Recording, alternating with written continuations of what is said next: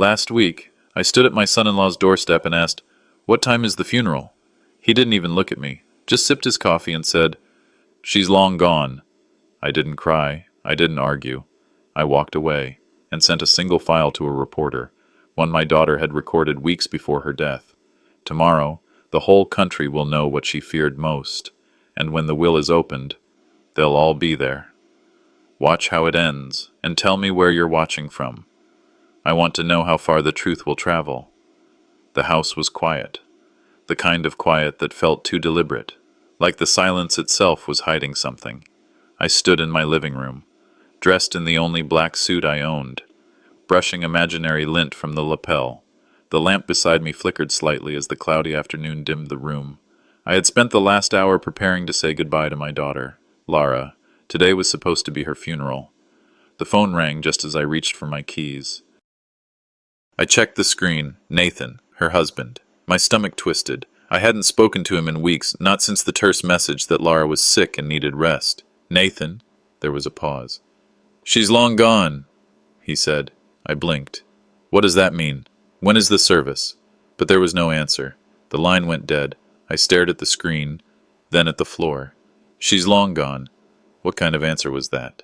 I sat back down, my knees feeling suddenly fragile. There was no official announcement, no obituary, not even a call from the church. Just that, cold, abrupt. I wandered around the house like a ghost. Her room, untouched. Kitchen still with the floral mug she once used. The faint scent of her lavender perfume lingered in the hallway, as if it refused to leave. I opened drawers, searched my inbox. Voicemails, nothing, no funeral notice, no message. It was as if Lara had simply vanished. She hadn't been by in months. That wasn't entirely surprising. After the divorce, she'd become quiet, withdrawn, but never like this. We used to be close. She used to call just to tell me she'd seen a bird that reminded her of her mother. Now I couldn't even remember the last time she said, "I love you." I sat at the edge of my bed, mind drifting to her last visit, 2 months ago. She'd stopped by without warning. Her face was pale, eyes shadowed with exhaustion. She barely said a word. When I asked if everything was all right, she gave a weak smile, kissed my forehead, and said, "Some things just take time." The next day, Nathan called to say she needed space. "She's not well. Just give her room," he told me. And like a fool, I listened. Now that silence felt like a wall closing in. Was I too passive? Too trusting? I should have demanded to see her, to talk, but I didn't. I let them shut me out. Fueled by panic, I booted up the computer and searched every local paper, every online obituary. Nothing. I called Pastor Glenn from the church. "Has there been a service for Lara Harper?" He paused. "No. Frank, not a word. Are you sure something's happened?" I wasn't sure of anything anymore. I clicked through social media, her friends' profiles, her old posts. One caught my eye. Julie, her best friend, had tagged her in a photo at a retreat. The caption read, "Healing takes time, but she's stronger than she thinks." The post was dated 10 weeks ago. Nothing since, no comments, no likes, just digital silence. I called Julie's number, no answer. I left a message, trying not to sound desperate. "Hi, Julie. It's Frank, Lara's dad. Please, if you know anything about where she is, call me." I hung up and stared at the ceiling. Something wasn't right, desperate for anything concrete. I walked to Lara's old bedroom. Everything looked just as she left it. Pillows fluffed, books stacked on the nightstand, a dusty guitar in the corner. But one thing was missing. Above her bed had always hung our family photo, the one from that summer in Cannon Beach, the year before her mom passed. I remembered Lara insisting we take it, said she wanted to freeze a good moment forever. Now the frame was still there, but the photo was gone. My fingers touched the empty glass, trembling. Lara would never remove that. Unless someone else had. Unless someone wanted to erase me from her story. I sank into the armchair, heartbeat loud in my ears. If she's truly gone, why did her memory have to be erased too? The next morning, I walked into the law office with shaking hands and a fire in my chest. Whatever Nathan was hiding, it started on paper. The drive to Bellevue had been quiet. Too quiet. The kind where thoughts spiral and you question if you're crazy for needing answers, when in reality, you're just the only one left asking the right questions. I hadn't slept. Not really. Just stared at the ceiling, reliving every glance Lara had given me during that last visit. Was there a message I missed? I pulled up to Nathan's gated home. Clean-cut hedges, fresh mulch, cameras perched like watchful vultures. I pressed the buzzer. No answer. A beat passed. Then the camera above the gate swiveled, locking its lens on me. He was watching. I pressed again. The gate clicked. It opened without a word, so he knew I was here, knew I wouldn't stay silent. The driveway felt longer than I remembered. Each step toward the door added weight to my chest. I braced myself, hands clenched. I didn't want drama. I wanted my daughter's truth. Nathan opened the door with that smirk that always made me feel like I was standing outside my own family. "Mr. Ellis," he said, with rehearsed courtesy. "Wasn't expecting company." I didn't reply. Just stepped inside. The house smelled like lemons and wood polish. Too clean. Too calm. No trace of grief. No photos of Lara. No black ribbon. No urn. Not even the courtesy of a framed picture in the foyer. "Where's her urn? Where did you bury her?" Nathan leaned on the stair rail, arms folded. There was no funeral. I stared at him. "What?" "It's what she wanted," he said, eyes unblinking. The room spun. No funeral. My daughter, my only child, disappeared into the ether and no one even lit a candle? "That's not how she was raised," I said. My voice cracked, but not from weakness, just from years of holding it all in. "She changed," he replied, shrugging. "And she made decisions long before she passed." "You didn't tell me she died," I said, stepping closer. "That's not just cruel, it's inhuman." Nathan didn't flinch. "She appointed me her medical and legal proxy, years ago." I stopped. "You're saying she gave you full control?" He nodded, too casual. "You were never part of those decisions, Frank. She made that clear." My throat tightened. That wasn't my daughter. Not the girl who once held my hand at her mother's funeral and whispered she'd never leave me alone. I looked past him toward the staircase. "I want to see her room." He didn't stop me. "Upstairs." I opened the door, expecting her perfume, her old record player, the blue wall she painted herself. But the room was stripped bare. Furniture, gone. Closet, empty. Shelves, dusty. One thing remained, a framed quote lying face down on the floor. I picked it up. "You don't bury the past by hiding it." I turned around. Nathan stood at the doorframe. "You weren't part of her healing, Frank," he said softly. "You were part of her pain." His words were acid. Not loud, not cruel, but cutting in the way a quiet betrayal always is. I couldn't breathe, couldn't believe what I was hearing. "She never said that to me." "She didn't need to," he replied. My hands trembled as I set the frame down. "You erased her, every part of her that was connected to me." "That's not true," he said, stepping away. But it was. I spotted a drawer in the hallway desk. As I stepped closer, Nathan suddenly reached out and slammed it shut. "What's in there?" "Her things, private. Not yours." I stared at him. "If she made you her legal guardian, where's the paperwork? The proof?" He said nothing, just turned his back and walked downstairs. I stood there in that hollow hallway, heart pounding. He was lying, or hiding something, or both. I walked out, my chest burning. He buried her story along with her body, if that's even where she is. But there's one thing he forgot. I still have the name of our family lawyer. Downtown traffic hummed in the background as I stepped into Peter Langford's office. The reception area smelled of leather chairs and old mahogany, unchanged since the last time I was here. Years ago.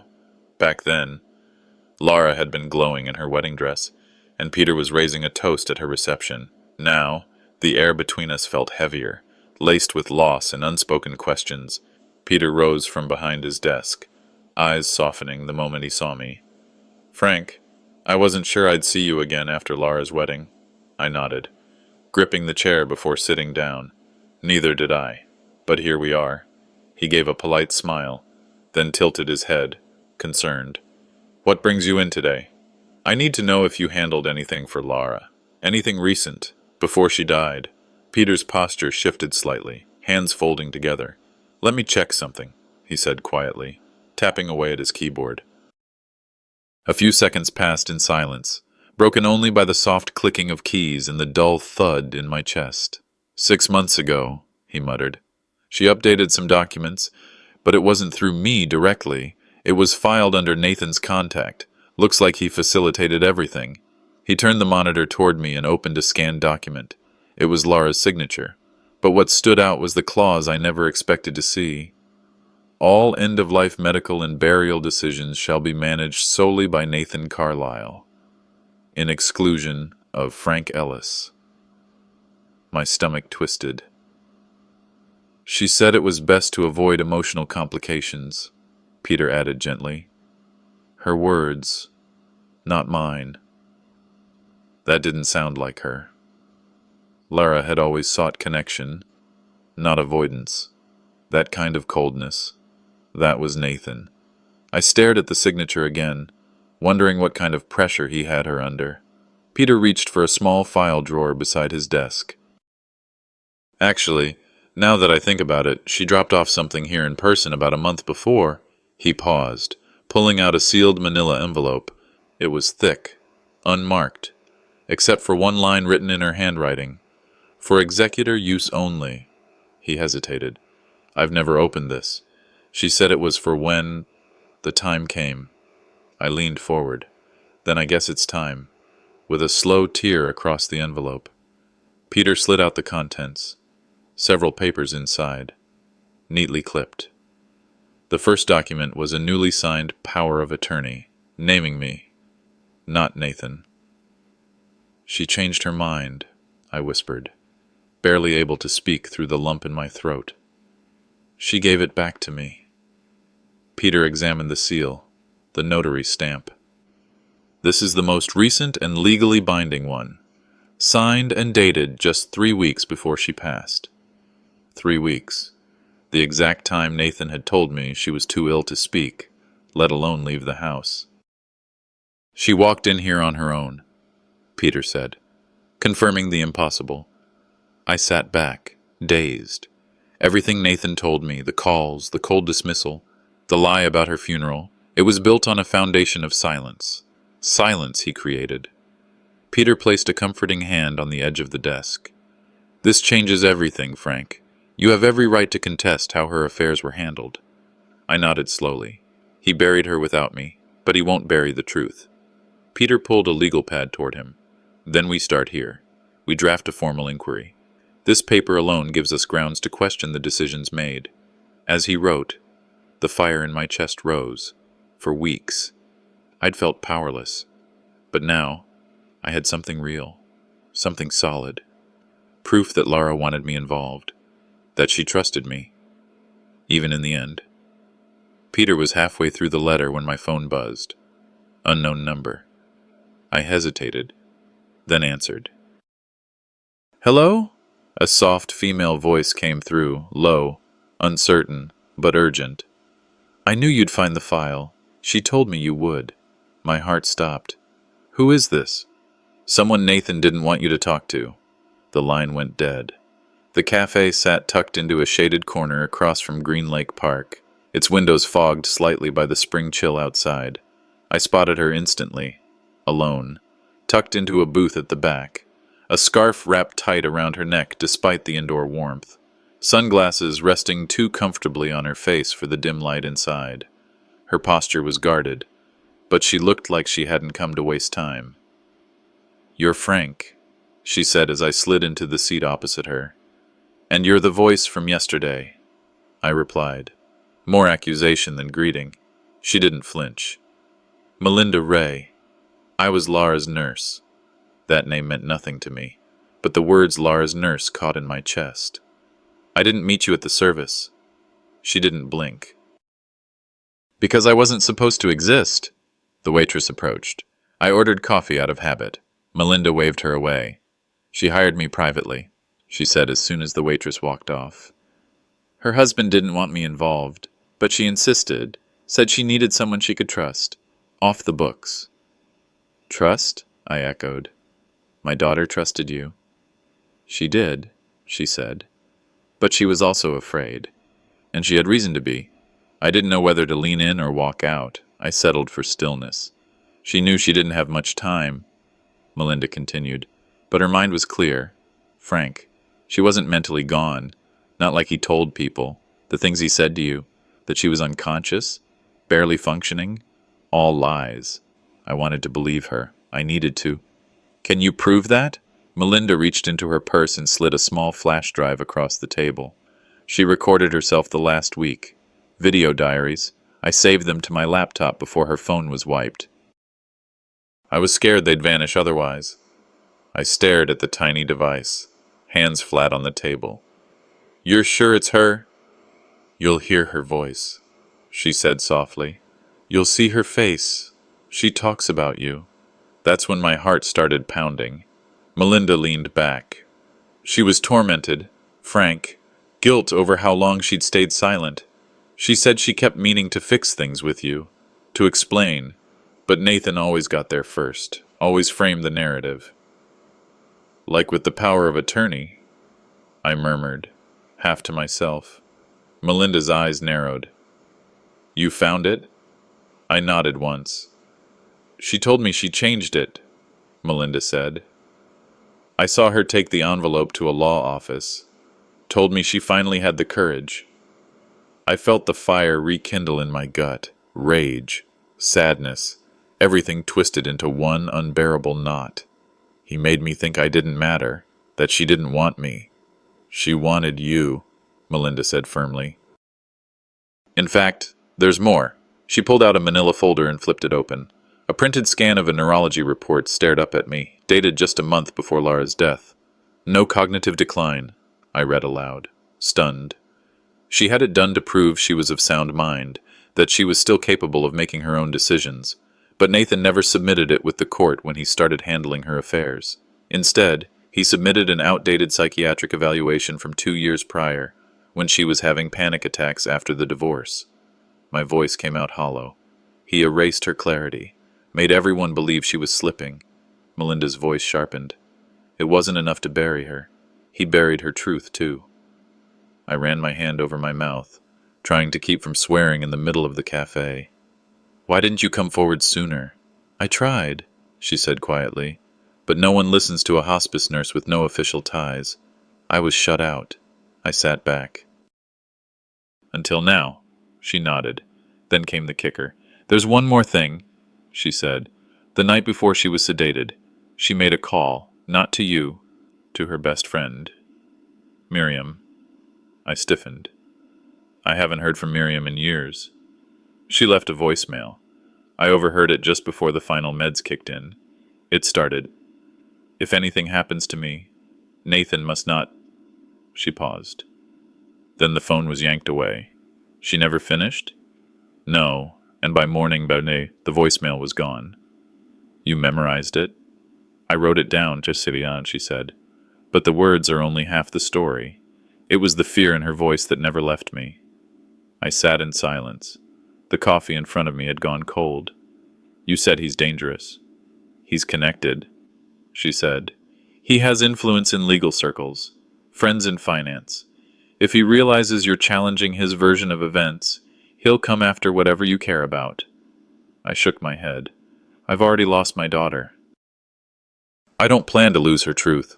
Melinda finally exhaled, as if she'd been holding that breath for weeks. I don't want money. I just want her story told, she said. But be careful.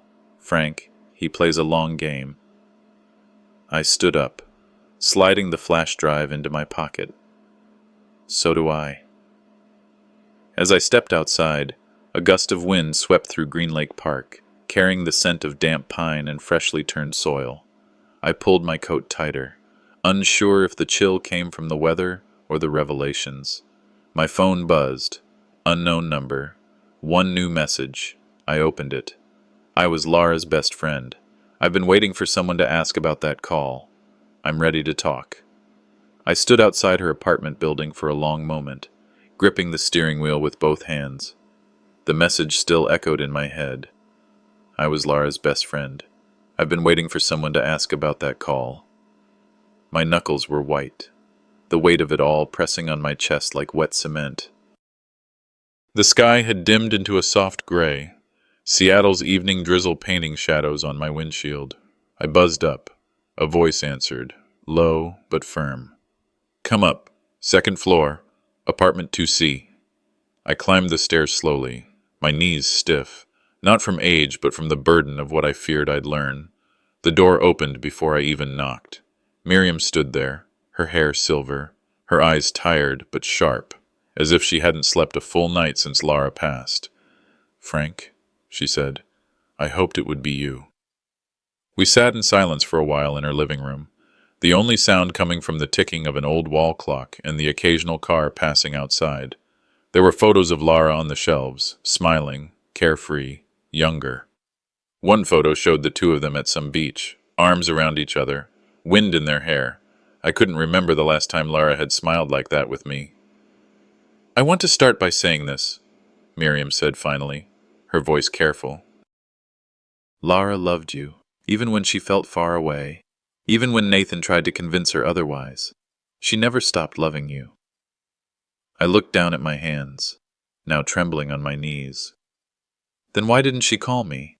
Why didn't she tell me what was happening? She did try. Nathan.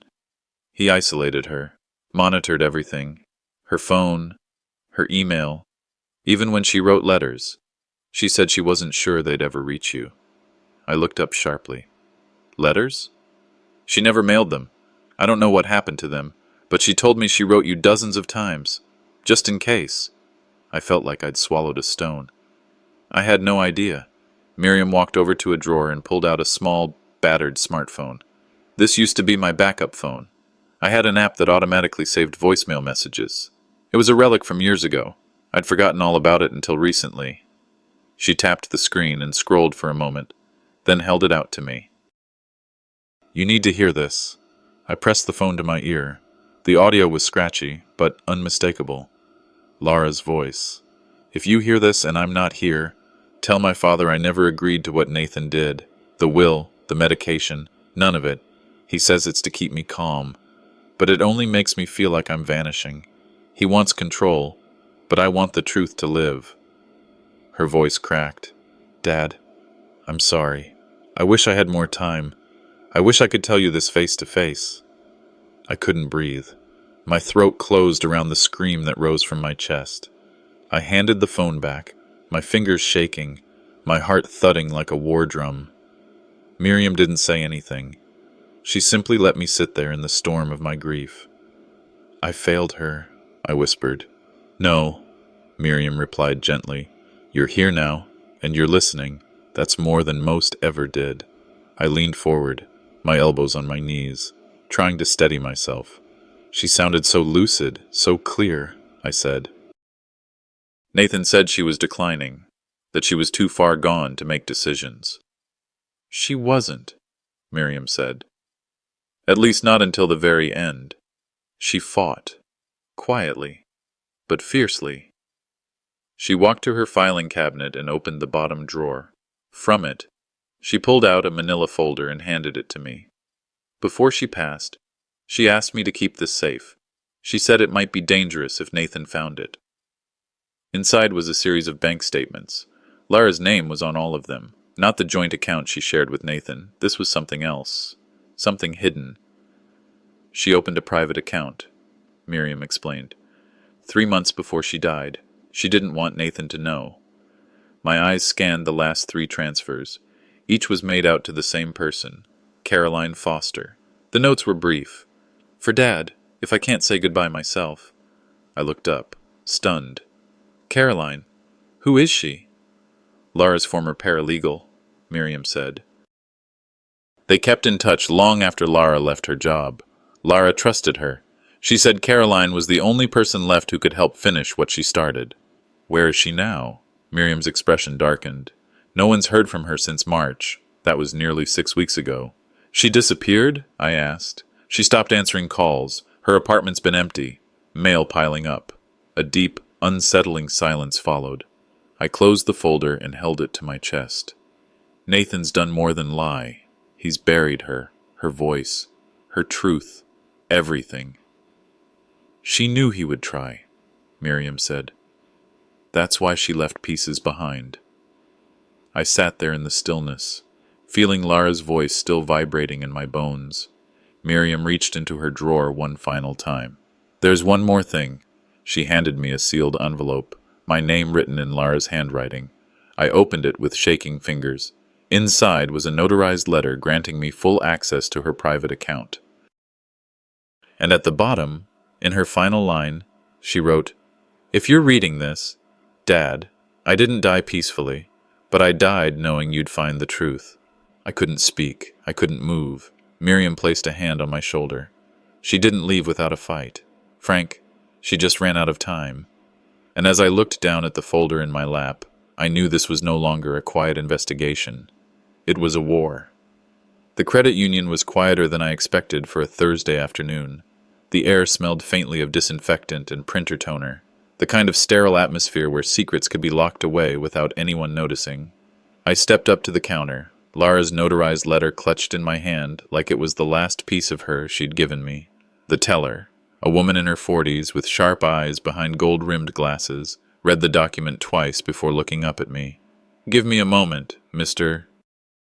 Whitaker." She disappeared into the back, and I could hear the low murmur of voices. My stomach tightened. I hated waiting. It left too much room for fear to creep in. When she returned, she had a small, slim folder. "We've verified the letter. You have full access." I followed her to a side office, where she placed the folder on the desk. Inside were account statements, 3 wire transfers, all to the same name, Caroline Foster. The dates matched exactly with the ones Miriam had shown me. But now I could see the amounts. Significant amounts. Enough to matter. Enough to make someone dangerous. I glanced up. "Do you know her?" I asked. The teller hesitated, then lowered her voice. "She used to come in here, but she hasn't been around for a while. Not for over a month." Something in her tone caught me. "Any idea why?" She glanced toward the security camera in the corner, then back at me. "Between you and me, one of the branch managers said she left work in the middle of a shift, never came back.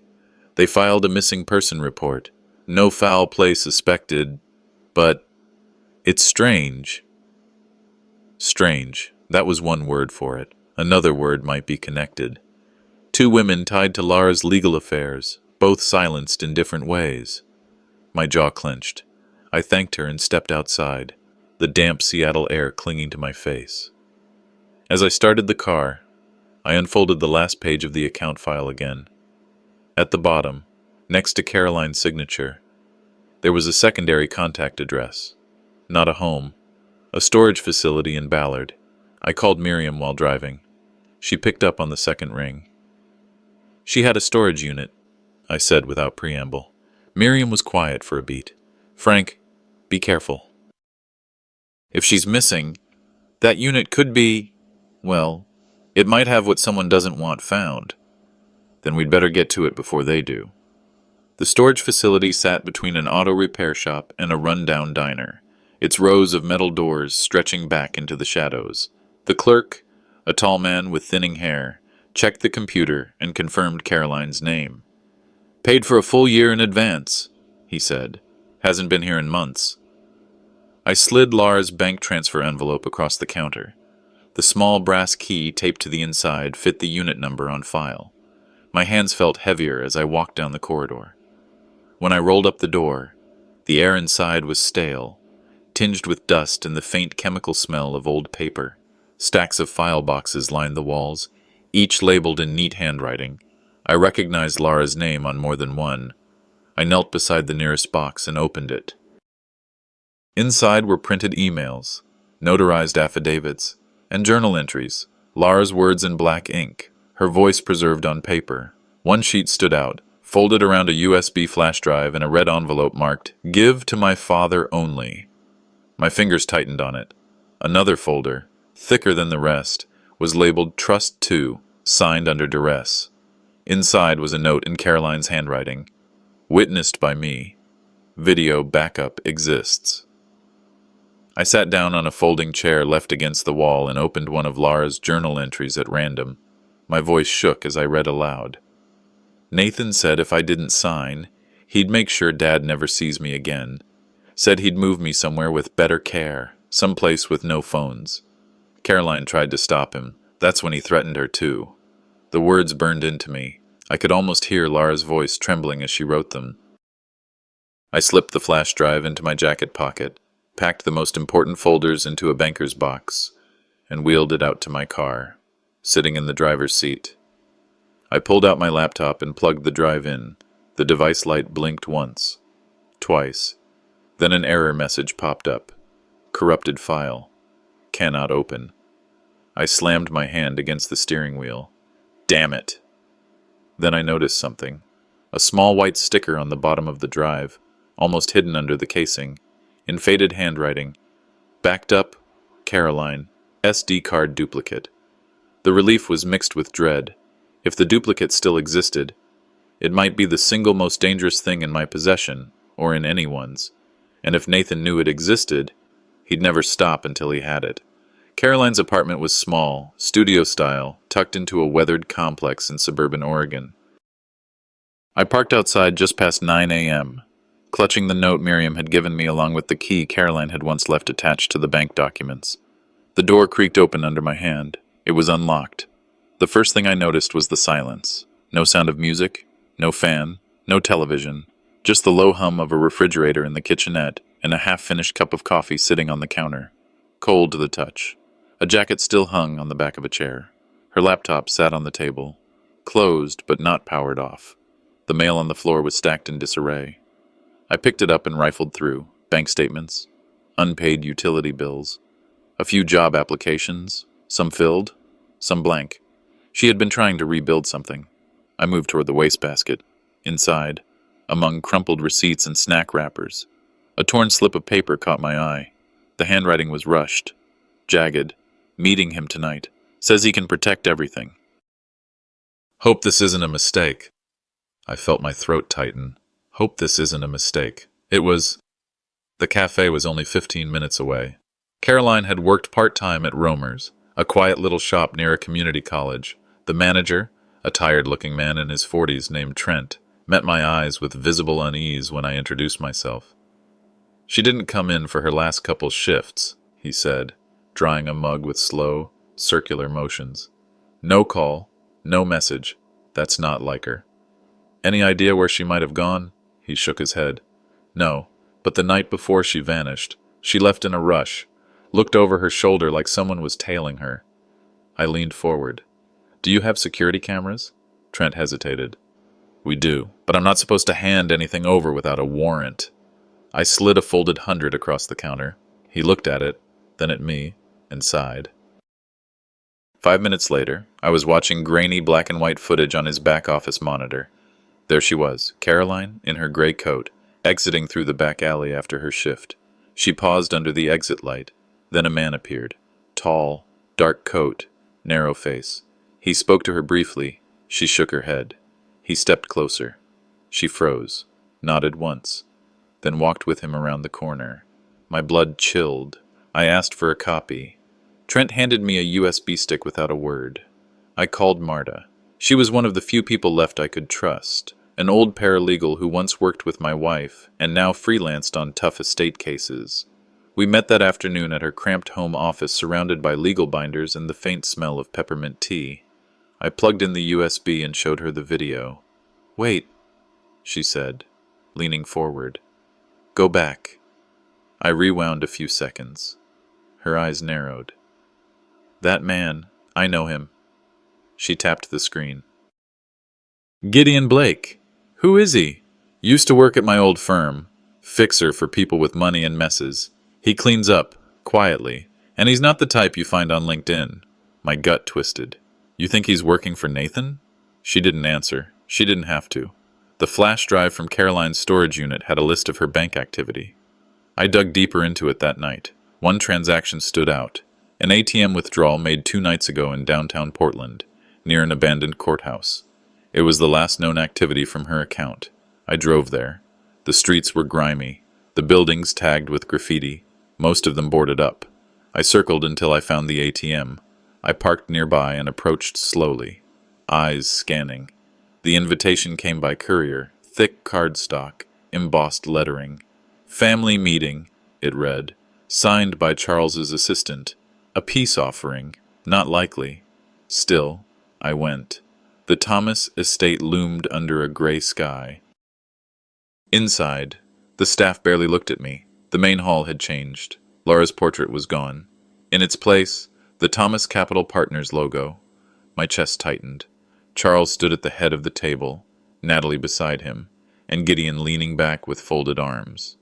"We're here to move forward," Charles said, voice polished. "But certain lies must be addressed." He slid a folder toward me. A statement, refuting Caroline Foster's claims. Sign it, and we'll drop everything. I didn't even open it. Instead, I laid down the flash drive and bank records. "Explain these transfers. Explain why Laura's second trust is missing," Gideon scoffed. "She was confused, grieving. Caroline manipulated her." The door burst open. Marta walked in, face flushed, holding a folder. "I found the original trust documents. Laura updated them 2 weeks before she died. Frank was restored as primary beneficiary." Charles stood abruptly. "You don't belong here, and neither does fraud," Marta shot back. "You illegally diverted her assets." Then came the real blow. Marta looked me in the eye. "They filed paperwork last week to declare you mentally unfit. This meeting, it's a trap. One outburst and you'd be disqualified from everything." The room fell silent. I could feel the eyes of cousins, board members, strangers watching me like I was a wild animal, waiting to pounce or crumble, but I didn't raise my voice. I reached into my coat pocket and pressed play on my phone. Charles's voice echoed, "Just keep that second trust buried. No one will know." Gideon, "What about Caroline?" Charles, "She'll disappear too, if she hasn't already." Gasps rang out. Chairs scraped. Someone whispered, "Is that real?" Charles lunged toward me, but I stepped back. "You erased her portrait," I said quietly. "But you won't erase her voice." I walked out without looking back. This wasn't over. But for the first time since Laura died, I felt her walking with me. The call came just before sunrise. "Mr. Thomas, this is Regina Shaw from Channel 4 News. I have footage and documents implicating your family in fraud. They came anonymously, with your name all over them. I think it's time the world heard your side. Live interview. Tomorrow." I stared at the phone long after she hung up. Laura's necklace lay beside my coffee cup. Silver, worn, still warm from my palm.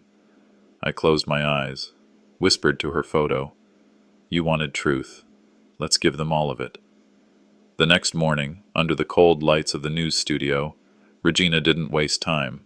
On air, she listed what had landed on her desk: forged account statements, voice memos of Charles's schemes, and, most damning, a grainy clip from a hidden camera. Caroline's footage. It showed Laura, my girl, speaking to Charles, her voice tight with fear, her eyes darting. The sound was cut, but the terror was visible. "Mr. Thomas," Regina said, "what do you want the public to understand?" I looked into the lens. That my daughter wasn't confused. She was cornered, controlled, and then erased. And when I tried to speak, they tried to erase me too. Phones rang off the hook. Comments poured in. Hashtags trended by noon. And by afternoon, Charles and Gideon were already on TV, calling me confused, blaming Caroline, accusing Regina of sensationalism. Natalie went further, filing a motion to freeze all trust distributions. The war was now public. Then, just as the day seemed at its darkest, she appeared. Caroline stepped into the studio's backlot like a ghost resurrected, tired, pale, but standing. She had been in hiding, she explained, waiting until it was safe. In her hand, a USB drive and notarized envelope, Laura's second trust file, hand-delivered days before her death. I also recorded the drop-off, Caroline said quietly, in case someone claimed it never happened. And then she played a second clip, short, silent, Laura in her study, facing Charles. She flinched when he stepped toward her. The room fell silent. That night, I sat with Regina, Marta, and Caroline, planning our next step. Court documents, public rally, a legal strike wrapped in truth and amplified by thousands of strangers who now knew Laura's name. I ended the night with her photo in hand. "I'm ready," I said. "Let's finish this." The courthouse square was already stirring when I arrived. Patches of gray sky hung low over the crowd, veterans with folded flags, students gripping cardboard signs, older folks in lawn chairs clutching thermoses of coffee. The cold didn't stop anyone. Banners rippled across the square. Justice for Laura. Trusts are not toys. Respect the elders. I spotted Caroline, Regina, and Marta near the makeshift podium. They nodded, tight-lipped. This wasn't a rally, it was a reckoning. Regina stepped up first. "What you're about to hear," she told the cameras, "has been buried too long." Then she introduced me. I hadn't planned on shaking, but I was. I took the mic and looked out at the crowd, at strangers standing for my daughter. "My name is Frank Thomas, and I've been silent too long." I read from my notes about Laura's trust, her fear of Charles and Gideon, the doctored papers, and the effort to label me unstable. I paused, letting the silence stretch. My daughter didn't leave this world quietly, and neither will her truth. Caroline stepped forward and held up the notarized trust. Then, a flash drive. She handed both to a court liaison from the state office, who nodded and sealed them inside a marked envelope. The crowd gasped, then applause, then shouting. "Prosecute them!" someone roared. Others chanted my name. I looked at Caroline, who gave me a faint, proud smile. Regina leaned over and whispered, "It's already trending, nationally." And then he showed up, Gideon Blake, with his lawyer in tow, pushed through the crowd toward the cameras. "This is manipulation," he said flatly. "A staged circus. Frank Thomas is grieving, confused. This is emotional blackmail." Marta didn't miss a beat.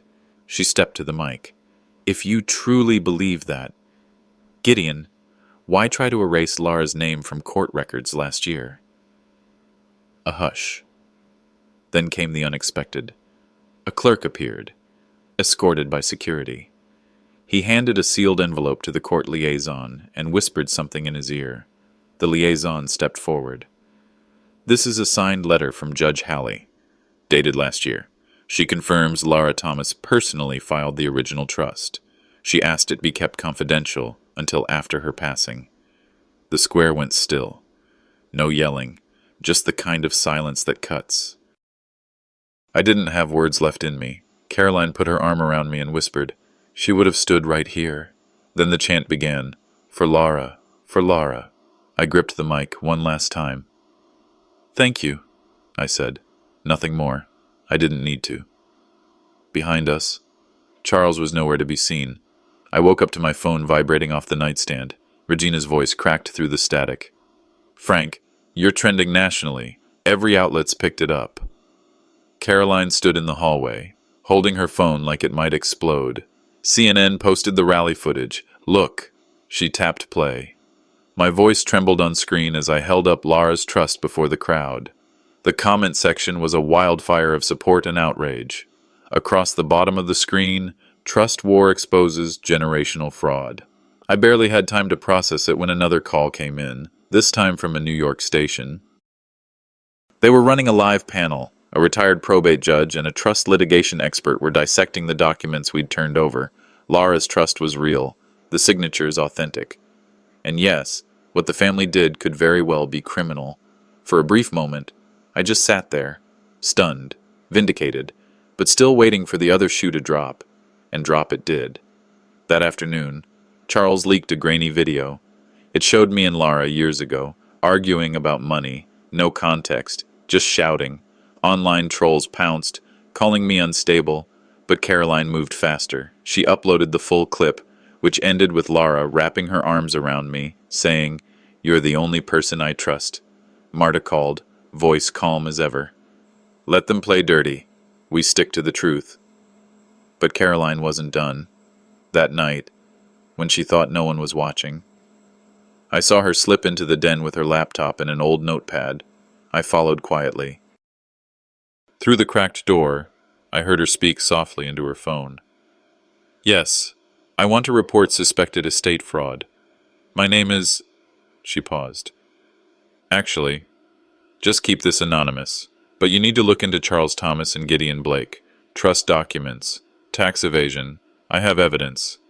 She ended the call, closed her laptop, and wiped her face. I didn't say a word. The next morning, somewhere in a federal building, an IRS official opened an email flagged from a whistleblower line. A prosecutor reviewed video logs from a notary's office where Gideon had doctored signatures. Quiet gears had started to turn. By sundown, I thought I could finally breathe. But then, a knock. When I opened the door, Judge Halley stood there in civilian clothes. No robe, just a plain coat and tired eyes. There's something I couldn't say on the record, she whispered. But you deserve to know. The courtroom was colder than I remembered. I stepped in holding Lara's journal and a sealed envelope. On the other side, Charles, Gideon, and Patricia sat stiff beside their lawyers. Not a glance exchanged. The judge, not Halley this time, called the session to order. I stood, nodded once, and walked toward the bench. This, I said, was written by my wife 3 months before her death. The judge examined the envelope. Is this what your counsel referred to in the preliminary filing? Yes, and she asked it be read in open court. The judge sliced it open with a silver letter opener. As he read, silence fell. Lara's handwriting, firm and deliberate, stated that the first trust had been tampered with. She detailed how a second, notarized version was stored separately with a federal registry. She named me the trustee, Caroline as successor, and Charles and Patricia removed from all claims and benefits for conspiring against my husband. Gasps broke across the room. Caroline rose and approached with a small thumb drive, a notarized statement, and backup footage showing the sealed deposit date. The judge reviewed them quickly. All verified. A pause. Then, this court recognizes the second will as the lawful directive of the deceased. Charles slumped. Patricia stared ahead. Vacant. Gideon was already halfway out the door. Then came the knock. A marshal stepped in, papers in hand. Charles Thomas, you're under arrest for federal estate fraud, perjury, and attempted obstruction of probate. Charles shouted. It was a misunderstanding, but no one responded, not even his lawyer. He was led out in cuffs, outside. Reporters crowded us, but I said nothing. Caroline took my hand. She wanted you to have peace. Regina smiled softly. You got justice without shouting. I just nodded. Later, back home, I placed Lara's journal beside her photo on the mantel. Then opened a small box engraved with her initials. Inside were dried petals from her rose bush. I carried them out to the garden and sprinkled them at the roots of her last blooming plant. I watered it slowly. Sometimes, silence is the sharpest blade. And sometimes, love returns. Not to stay, but to remind you that you were never alone.